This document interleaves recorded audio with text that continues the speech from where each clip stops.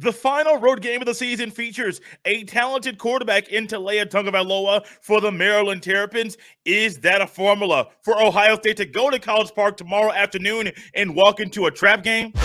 You are Locked On Buckeyes, your daily podcast on the Ohio State Buckeyes.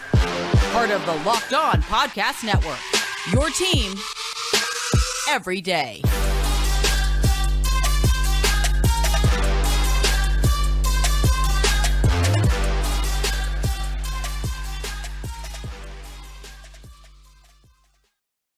What is up, Buckeye fans? Welcome back to another episode of Locked On Buckeyes for the Locked On Podcast Network. I'm your host, Jay Stevens, also the host of the Jay Stevens Podcast. It is a Friday, November 18th in the year 2022, and today's episode is brought to you by Underdog. Sign up on UnderdogFantasy.com with the promo code Locked On and get your first deposit doubled up to $100. During today's episode, we will be joined by Ryan McFadden. He covers Maryland athletics, football, and basketball for the Baltimore Sun. Ryan and I go over and have an extensive conversation about Maryland football in 2022, the strengths and weaknesses of their defense, how Maryland, if they can find a way to slow down the offense, how will they go about doing that? Some injury issues, some issues in the trenches for Maryland. And we also discuss the improvement of Talea. This is not your traditional preview episode where we get a host from Locked On. They come on the show. It's a little bit of me, a little bit of them, and a little fun at the end as we predict the game. Nope. This is more of my traditional, what I enjoy, getting the nitty-gritty details for 20 to 25 minutes. I love the crossovers as well, but we get a lot of information in these episodes with beat writers of these teams when they come on to help us preview the upcoming game. The game is tomorrow, 3:30 p.m. Eastern on ABC. Joe Tessitore and Greg McElroy will be on the call.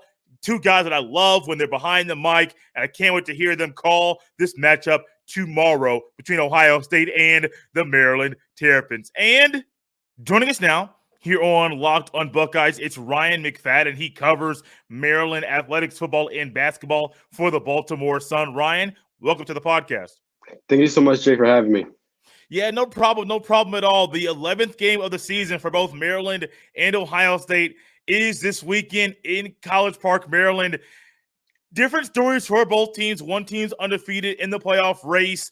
Another team in Maryland, 6-4, bowl eligible. But the stories even different than what the record might say to some people. What do you see? What is the story, in your words, of Maryland football in 2022? I feel like Maryland football I would say it's going by script. They're bowl eligible. They had a really impressive start to the season, 6-2, but obviously these recent weeks, they ran into some struggle losing to Wisconsin and then getting shut out by Penn State. It's been going by script. I think a lot of when you look back at this games, they probably want that Wisconsin loss back as well as the Penn State loss before that, because those are two winnable games to me and two opportunities where I felt like Maryland could possibly have ranked in the AP top 25. But going into this week where Penn State and Ohio State, I think the overall expectations were a lot less for this program. Did I expect them to lose 30-0 to Penn State? No, not at all. I expected to be a little bit more competitive. I thought Maryland has the talent this year to have a close game, but overall, when you look at that game, they just got outplayed. Got outcoached on both in every phase of the game. So it's like, which was kind of unexpected, and then obviously kind of puts back. It kind of, I would say, is a reset, not a reset, excuse me. More is like Maryland is I wrote this, like Maryland is so close, but yet so far away. It's like where they get the 6-2 start, they build a ton of momentum, and then once they hit to this part where like they're facing like your elite teams in the Big Ten Conference, which is one of the toughest conference in college football, that's where you start to see the disparity between them and the elites and how far they are into competing on that type of level. Who are some players on this team that help Maryland get to that spot where they're close, but they're still far from the elite. Who are some players that are bright spots, offense or defense, maybe even special teams for the Maryland Terrapins? I think when you look on offense, obviously you got Talia Tagovailoa. There's not a lot to be said with him, except he's arguably been one of Maryland's best quarterbacks in program history, breaking a ton of records. But one of the things that have been a pleasant surprise for me this year to see is redshirt freshman Roman Hemby. He has really stepped up this year. Going into the season, there was a lot of uncertainty with the running back position because, given the fact a lot of them were so young. Kobe McDonald was a sophomore. Hemby and then Antoine Littleton, they didn't play a lot, being redshirted. And Roman Hemby has really come in and taken that starting running back position and ran away with it. He's rushed for over 700 yards. He has helped in pass blocking. He showcased his ability as a pass catcher. He has been able to break off for big gains. I think this guy, the way a lot of people talk about Maryland receiving room going into this year, with Rakim Jarrett, Dante Demas, Jay Sean Jones, Jacob Copeland. I feel like in a couple years, I think those same discussions will be had with the running back room if, Hemby and Antoine Littleton, both, like I said, being redshirt freshmen, continue to develop because they have a lot of potential. I talked about Hemby, Antoine Littleton. He hasn't had a lot of his production has kind of diminished these last two games, but like what we saw earlier in the season, this guy to me has a lot of potential. Who uses his size and power a lot to mow down defenders and generate a lot of yards after carry. And then when you look on the offensive line, man, you got to look at left tackle Jalen Duncan. This is a guy who I expect to hear his name called next spring. And then when you look on the defensive end, one guy that has really stood out to me is a freshman named Jay Sean Barham. He's an inside linebacker, really talented kid from St. Francis up in Baltimore. One of the prized possession out of Maryland's recent recruiting class. Got Locke was able to get him flipped from South Carolina, and he came out into the season showcasing a lot of potential to be a defensive cornerstone down the road. And someone it's another guy I feel like who may be you're going to hear a name called in the NFL draft in a few years. So those are some guys that you should keep an eye out for Maryland. You mentioned Talia in this explanation answer in regards to players that help Maryland be close, get to a certain point, but there's still some separation between them and the elite schools in the conference. Improvement's always the name of the game for every person from year 1 to year 2, from year 2 to year 3, so on and so forth. Has he shown the improvement you thought he would show in this season? Yes, I think when you look at his numbers are a lot different compared from this year to last year. But I tell people one thing about Maryland: the reason why his passing touchdowns are lower and his passing yards are lower is because Maryland has been able to establish the run game. Yeah, they've had two running backs who have generated a lot of yards on the ground. So that kind of changed the dynamic of the offense. It's kind of made them a lot better. Because there's a balance where it's kind of like Maryland's is kind of the pick your poison type offense when they are rolling. I will look at that there when they're rolling. They're the pick your poison type offense where it's like you could go in there game plan against Talia Tagovailoa and his receivers, but if you focus too much on them, you got two running backs and Hemby and Littleton who can go off.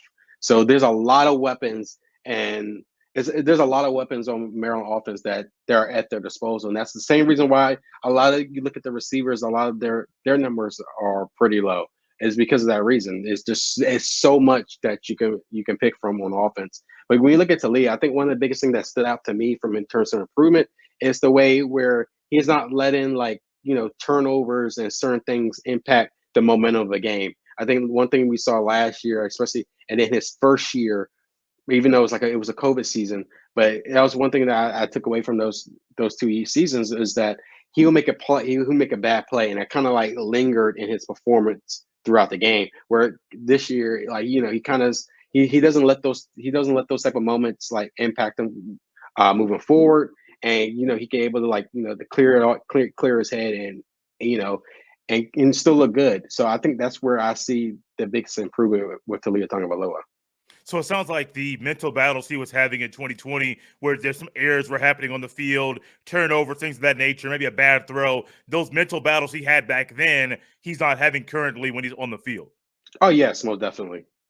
That's a good thing to hear, because going up against Ohio State's defense, it's kind of a it's one thing I always say is Ohio State defense might give up a big play or two, but they're not going to allow you to score a lot of points. There might be times in this game this weekend on Saturday where Maryland has some hiccups, has some issues, and Talia might throw an interception or might not stay on the field on third and short where he thinks I can get this. Ultimately, Ohio State's defense might come back and stop the Maryland Terrapins on third down. Those can be some mental battles for any quarterback. I'm really just interested to see how he goes about trying to attack this Ohio State's defense that has been really good. What do you expect Talia specifically will do this weekend as he goes up against the Buckeyes defense? I think when Talia Tagovailoa is well and he's having really big games, it's when he's able to spread the ball effectively, where he's hitting multiple receivers on offense. I think that's where you see him at his best, or where he's able to catch you off guard and break off for a run. Those are the type of moments where I feel like Talia Tagovailoa is at his best. These recent weeks, when you look at the games, he's faced a lot of pressure. I believe he's been sacked 12 times on 31 pressures in the last 2 games alone. Prior to that, he was only sacked 9.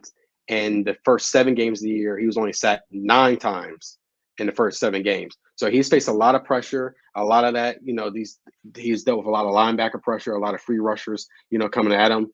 The offensive line hasn't been as sharp compared to previous weeks. But at the same time, he also has to do a better job in reading that pressure and still staying disciplined in the pocket and, getting the ball out quicker. I feel like when you look at the Penn State game, he took a lot of sacks where he could have just threw the ball away, or if he saw an open receiver down the field, get it out, get the ball out of his hand quicker. I know weather has played an impact to it as well, where Maryland had to rely heavily on a run game.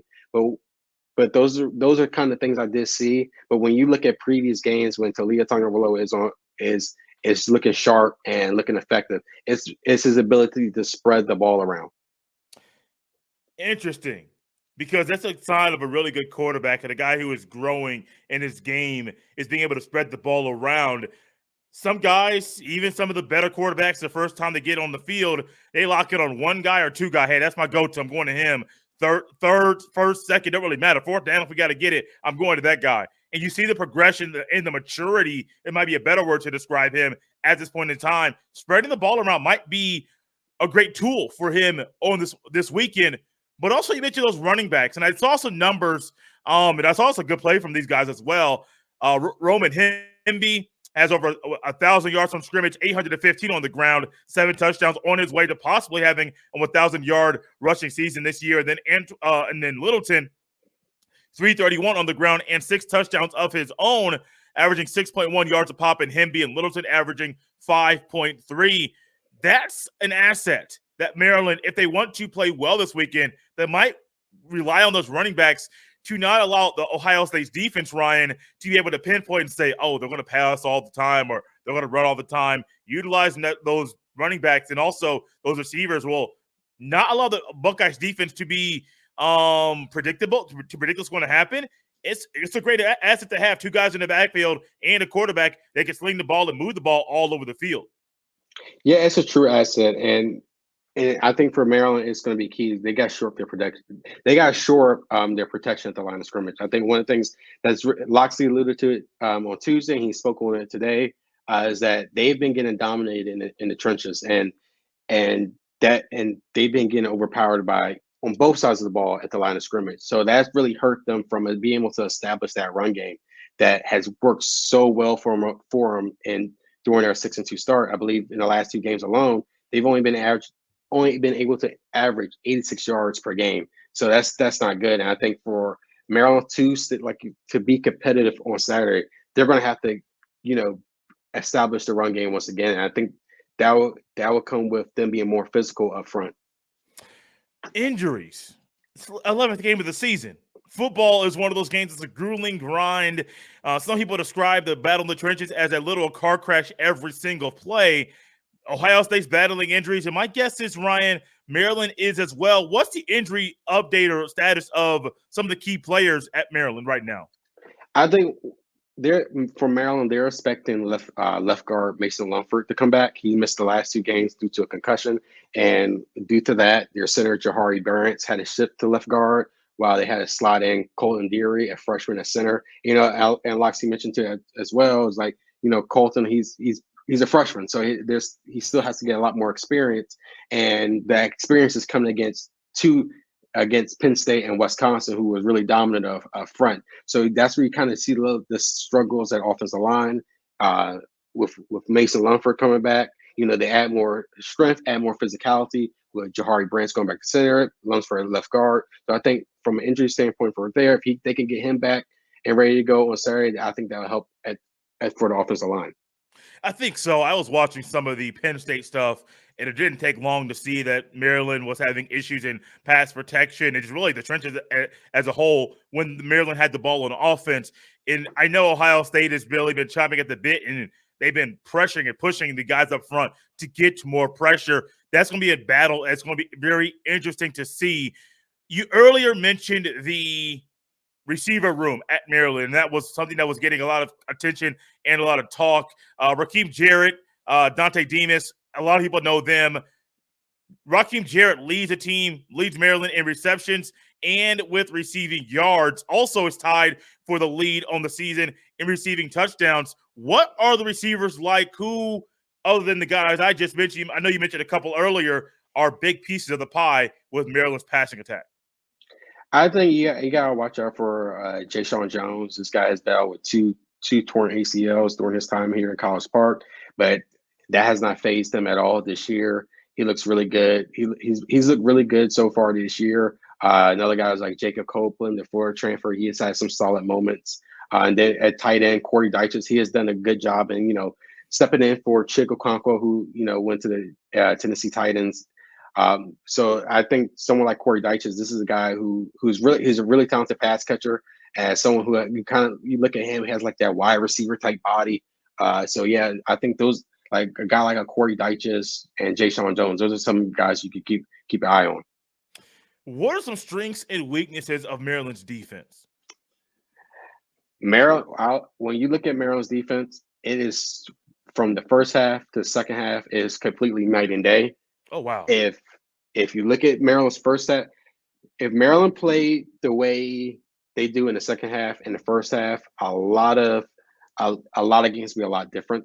Maryland, when you look at this year, Maryland has allowed less than 10 points in the second half all year, while holding opponents to a combined 16 points in the third quarter. And then we look at the Wisconsin game where they lost, where that was another game where the Badgers were able to establish the run and run all over the field against Maryland in the first half. They held them to 13 yards rushing in the second half. And then when you look at in the first half, completely different story.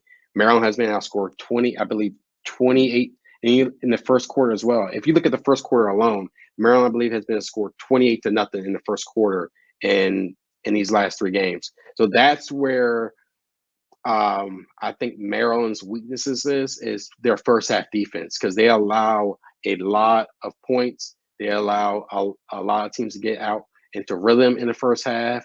And the only thing we look at early in the season, Maryland had their offense was putting up points to the board. So Maryland's offense, they were throwing the first punch. I believe they scored on the opening drive in 7 straight games dating back to last season. So those first half struggles really didn't phase them as much, because the offense would counteracting that by putting points on the board. Now, when the offense is not into rhythm, you're starting to see that first half defensive struggles, impact them. And it showed in the last 2 games. You saw that in the Penn State game, and you saw that in the Wisconsin game. But then you look at the second half, they made the right adjustments where they were able to contain the run to a certain degree, where they're not let teams get out to the passing game.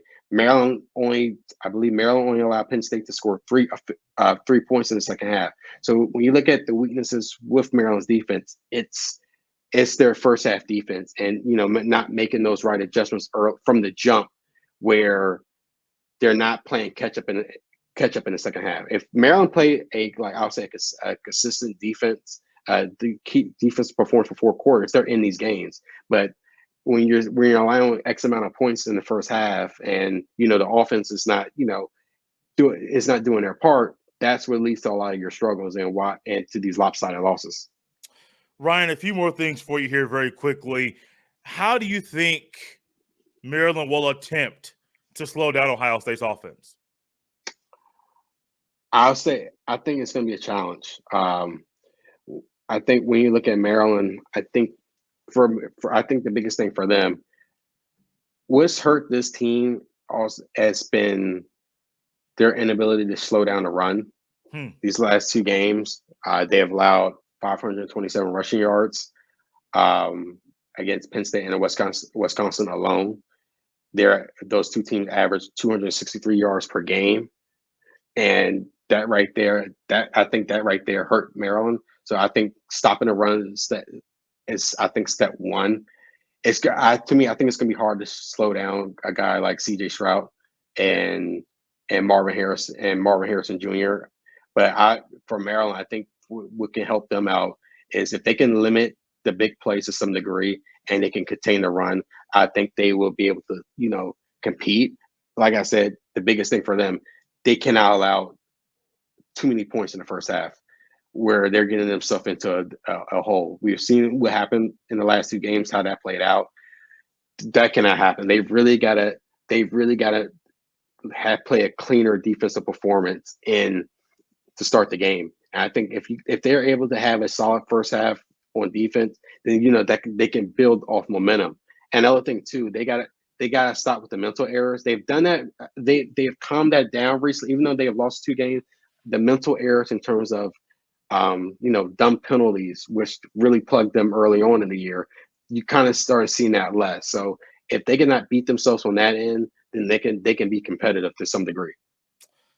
The last time these 2 teams played in College Park, Maryland, the final score was 52-51. These 2 schools, Ohio State and Maryland, they've only played 7 times. The first game was in 2014, and the only times that Maryland has scored, only a few times Maryland has scored over 20 points. Once was the first time they scored 24 points. In 2015, the final score was 49-28, and then most recent time they played in College Park, Maryland, the final score is 52-51. It was an overtime game.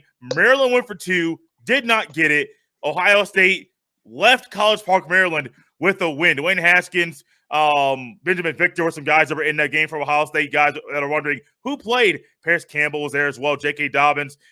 Do you see a scenario where this turns into a shootout that goes into overtime that Maryland literally has a chance to win? Honestly, I don't see that. I don't see that scenario playing out. I think when you look at my score prediction, I think Ohio State wins this like 40-21. I think Maryland will put together a much better performance on offense than recent weeks. However, I think we're going to once again see where Ohio State is going to show Maryland that they still have a way to go in terms of competing with the elite in this conference. And I think I think C.J. Stroud will take advantage of Maryland's defensive struggles in the first half. I think that's where Maryland's trouble is going to lie. I think, like I said, the offense is going to put up more points compared to these last 2 games. I think the lead Tagovailoa is going to look a little bit better. I think the run game is going to look a little bit better. However, I think those first half defensive issues, I think it's going to plug them. I think Ohio State is going to, they're going to jump off to a fast start, and I think that's what's going to hurt Maryland in the end. Ryan, my score prediction is 52-10. Because I want to say I believe in this defense and that they'll hold this team to literally just 1 touchdown. And it's mainly because of the issues in the trenches. Now, you heard them. You talked about it. I saw them when I watched some recent clips from games. The issues in the trenches are bad. Now, Ohio State, they have talent on both sides of the line. And I want to believe that Ohio State's D-line specifically will create a lot of havoc in the backfield, and that will disrupt numerous drives that Maryland has. I think if they didn't have issues in the trenches, I could see Maryland scoring 21, 24 points in this game, but they would still be losing. I just think the battle and the issues in the trenches, to me, are why I think the margin will be pretty large on Saturday afternoon, Ryan. Yeah, and that's understandable. I think they their offensive line has been solid, but you look at when you look at these recent games, it's one of those things where it's like you kind of see the disparity between a team that's still, I'll say, rebuilding and trying to establish that football identity compared to teams that already got it. Yeah. And it's going to take time. I always tell people that it's like this is not like something that's a quick turnaround. I still believe someone like a Mike Locksley in terms of his ability to recruit guys and bring guys to the program. I think it's gonna help down the forward. But yeah, it comes down to the trenches. I think with Maryland, I think they need to come into a mentality where they have nothing, like Loxley said, they have nothing to lose. And I think that can be a team that's dangerous, a team that has nothing to lose. And where you look at someone like Ohio State, they have everything to lose. Like they're the second best team in the country, a team that's people consider to be a national championship contender. So, and losing to Maryland will impact that. Will impact that. So, I think Maryland has to have that type of mentality going into it, where like just leave it out on the line. Maryland's already been bowl eligible. You've already got your teeth knocked in these last two games. Now this is an opportunity once again to show like, hey, we're better than this. But like you said, the key is going to be with the trenches and someone like a Jalen Duncan and the rest of that offensive line to step up and show them what they have done early on. And it's going to be a challenge, but ultimately when we see how this game plays out, it's like you said, it's going to come up front. Ryan, it's been fun. Talking ball is always something I love to do, and I'm looking forward to this matchup between the Buckeyes and the Terrapins on Saturday afternoon. If you could, let everyone know where they can follow you on Twitter and also where they can read some of your articles and things you're writing currently now, preparing not just Maryland fans, but everybody for this matchup in College Park, Maryland on Saturday afternoon. Yeah, you can follow me on Twitter at Ryan McFadden _ and you can also follow my work at the BaltimoreSun.com. Guys, you can follow me on Twitter at jstevens07. Send your emails to jstevens317@gmail.com. The game is going to be here before you know it. I hope you're ready for the Buckeyes' 11th game of the season. I hope you're ready for this matchup. Another road test for the Buckeyes playing the Maryland Terrapins. They have a talented quarterback. Can't wait to see what Talea does on Saturday and how CJ Stroud performs as well. Ryan McFadden, thank you for coming on the podcast. I really appreciate it. Thank you so much for having me.